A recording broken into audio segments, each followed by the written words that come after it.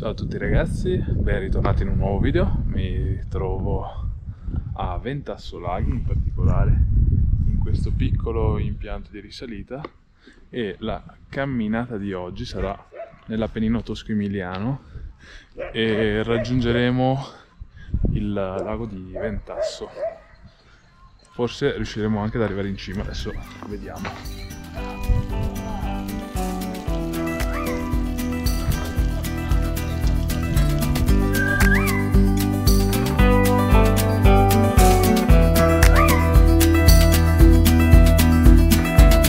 I've never known a love so steady. Even gold won't turn your tide. We flow together like an ocean, every low and every high. Ok ragazzi, siamo appena arrivati dopo un quarto d'ora di camminata allo splendido lago di Calamone. Lago di Calamone, che si chiama così per il famoso calamerone del posto, esatto, che viene mangiato nei ristoranti più pregiati della provincia.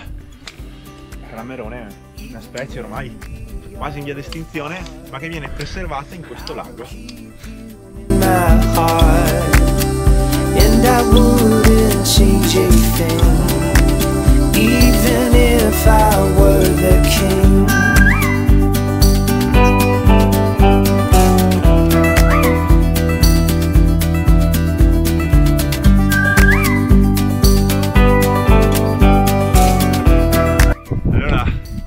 Questo percorso è lungo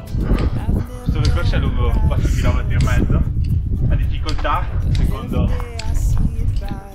il punteggio CAMS dell'Associazione Trekking Europea, è un livello 4 su 10, quindi piuttosto facile. Non abbiamo bisogno di usare troppe energie, possiamo risparmiarci per il ritorno. L'andata è una goduria in mezzo alla natura. I will hold the world at bay just to see you smile again. And when time begins to fade, A questo bivio possiamo prendere o la via normale o la via diretta. Noi decidiamo di prendere la via normale su di lì per poi scendere dalla via diretta.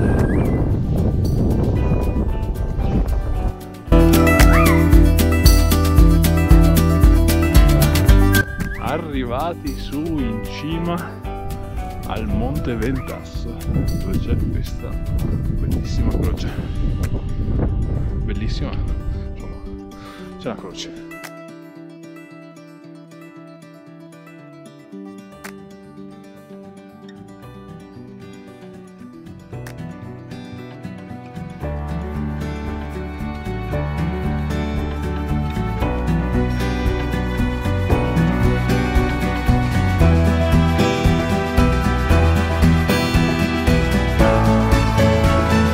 Abbiamo preso la direttissima e poi ora stiamo scendendo per la pista da sci.